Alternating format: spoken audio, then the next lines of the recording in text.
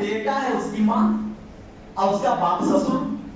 اب کوئی بھی ماں باپ اپنے بیٹے سے دشمنی نہیں کرتا ہے, یہ حقیقت بات ہے. اب کوئی بھی بیٹا اپنے ماں باپ سے بھی دشمنی نہیں کر سکتا ہے. یہ وہ رشتہ ہے کہ جس میں دشمنی کا پہلو نہیں آ سکتا ہے. لیکن پھر بھی جھگڑے ہوتے ہیں شادی کے بعد. فوراً شادی سے پہلے بہت پیار محبت ہوتی ہے باپ اور بیٹے کے درمیان, ماں اور بیٹے کے درمیان. شادی ہوتے ہی جھگڑے شروع ہو جاتے ہیں. آخر اس کی وجہ کیا ہے؟ کیا ایسا تو نہیں کہ بیٹے کا دل بدل گیا, ایسا تو نہیں کہ باپ کا دل بدل گیا, بدلا کسی کا دل نہیں ہے. وجہ کیا وہ میں بتاتا ہوں. جب کوئی بہو آپ کے گھر میں نئی نویلی دلہن بن کر آتی ہے تو ماں یہ سمجھتی ہے, سب سے پہلے تو بدگمان ہوتی ہے, بدگمانی کہ ایسا تو نہیں کہ یہ میرے بیٹے کے دل پر چھا جائے. اس کے دل میں یہ بات آ جاتی ہے کہ ماں ہے, اس کے دل میں آنا بھی چاہیے, کیونکہ ماں کو سب سے زیادہ محبت اپنی اولاد سے ہوتی ہے.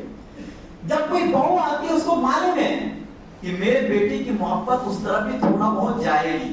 اب تھوڑا بہت کیا, اسلام تو کہتا بھرپور محبت کرو, اسلام تو محبت کرنا سکھاتا ہے. سب سے پہلے بدگمان ہوتی ہے. نمبر 2, کہیں میری حکمرانی نہ ختم ہو جائے. آج تک گھر کی ذمہ دار میں تھی, کہیں آگے چل کے یہ گھر کی ذمہ داری بہو کے ہاتھ میں نہ چلا جائے.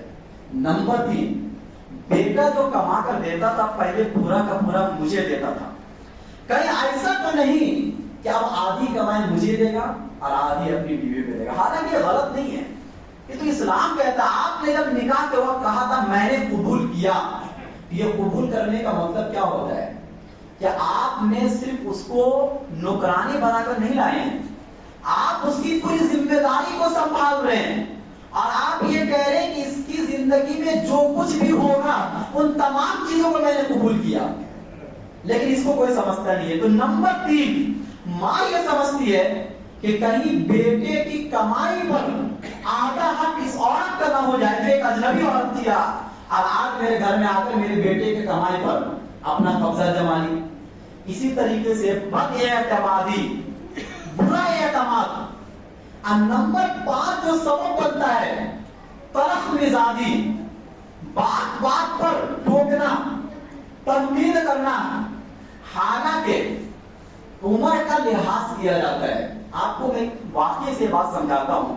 اللہ کے نبی صلی اللہ علیہ وسلم کی 11 بیویاں تھیں, لیکن بیک وقت 9 بیویاں تھیں, کیونکہ 2 کا انتقال ہو چکا تھا نبی کی زندگی میں. ان میں سب سے چھوٹی عمر کی جو بیوی تھی وہ حضرت عائشہ صدیقہ رضی اللہ تعالیٰ عنہ تھی, کہ 9 سال کی عمر میں رخصتی ہو گئی. اور عرب کے دستور میں اس چیز کو برا نہیں سمجھا جاتا تھا. اب پہلے بھی لوگ کم عمر میں شادی کرتے تھے, تو آج کل ایسا ہو رہا ہے کہ بھائی 25 سال کی عمر ہو جا رہی تو بھی کوئی پرواہ نہیں ہے, کہیں بھی بھاگ رہی ہے, کہیں بھی اپنا ریلیشن قائم کر رہی ہے, کہیں بھی کچھ بھی کر رہی ہے, ماں باپ کو کوئی پرواہ نہیں ہے. اسلام یہ سکھاتا ہے کہ بیٹی کی شادی جلدی ہونی چاہیے.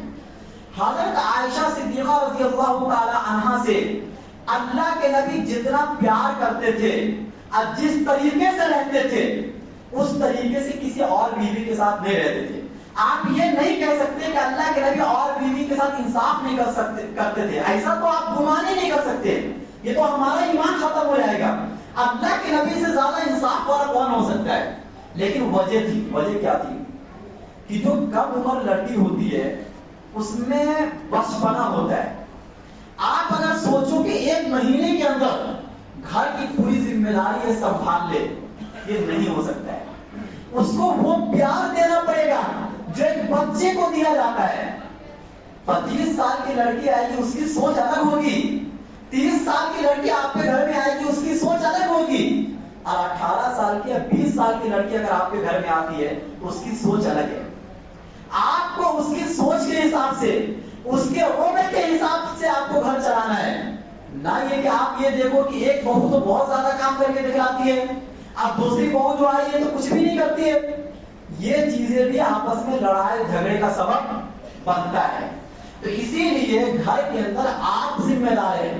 کل قیامت کے دن آپ سے سوال کیا جائے گا کہ یہ آپس میں جو جھگڑے ہوئے ہیں, میاں بیوی کے جھگڑے, بھائی بہن کے درمیان جھگڑے, اس جھگڑے کے درمیان آپ کا کیا رول تھا؟ کیا آپ نے جھگڑے کو ختم کیا یا اور بڑھایا؟ ایسا تو نہیں کہ آپ کسی اور کی باتوں میں آ کر، دیکھو آج کل تیسرا آدمی آ کر جھگڑے کو اور بڑھاتا ہے. کسی بھی معاملے میں اگر تیسرا آدمی گھس گیا تو یہ سمجھ لو کہ جھگڑا اب رکے گا نہیں بلکہ بڑھے گا، کیونکہ ہر آدمی آپ سے حسد کرتا ہے. کوئی بھی آپ کی ترقی کو دیکھنا نہیں چاہتا ہے. گھر میں جو پیار اور محبت کے ساتھ آپ کی زندگی گزر رہی ہوتی ہے، یہ پیار اور محبت کو بھی ایک تیسرا آدمی دیکھنا نہیں چاہتا ہے. اس لیے میں نے پہلے یہ کہا کہ آپ اپنے گھر کی پرسنل باتیں دوسروں کے سامنے بیان نہ کرو، کیونکہ دوسرا اس کو سن کر خوش ہوتا ہے، دوسرا اس کو سن کر اور خوش ہوتا ہے اور بھڑکاتا ہے کہ ہاں آپ کی بہو غلط ہے. آپ اپنے بیٹے کو بتاؤ کہ وہ ایسا ایسا کرتی ہے. اسی طریقے سے بھابھی اور نند کے درمیان بھی جھگڑے ہوتے ہیں، حالانکہ نند کا کوئی بھی حق اپنی بھابھی کے اوپر نہیں ہے اسلام کے اندر. اسی طریقے سے آپ کے ماں باپ کا حق بھی آپ کی بیوی کے اوپر نہیں ہے اسلام کے اندر. یہ چیز آپ کو ذہن میں بیٹھانا ہے. اخلاقی فریضہ ایک الگ چیز ہے، لیکن دینی فریضہ ایک الگ چیز ہے. یعنی اگر آپ کے گھر میں آنے والی نئی نویلی دلہن آپ کے ماں باپ کی خدمت نہیں کرتی ہے تو اس کے بارے میں قیامت کے دن اللہ تعالیٰ اس سے یہ سوال نہیں کریں گے. یہ گناہ نہیں ہے. ہاں آپ کی ذمہ داری ہے آپ اپنے ماں باپ کی خدمت کرو، جیسے کہ بچپنے میں آپ کا ہر چیز اس نے صاف کیا، آپ اپنے ہاتھوں سے ماں باپ کی خدمت کرو. اس کا جو اجر آپ کو ملے گا دنیا اور آخرت کے اندر آپ اس کا اندازہ نہیں کر سکتے. آپ کی ماں ہے، آپ کی ذمہ داری آپ اپنے ہاتھوں سے کھانا پینا بنا کر کھلاؤ، لیکن اگر آپ اپنی دلہن پر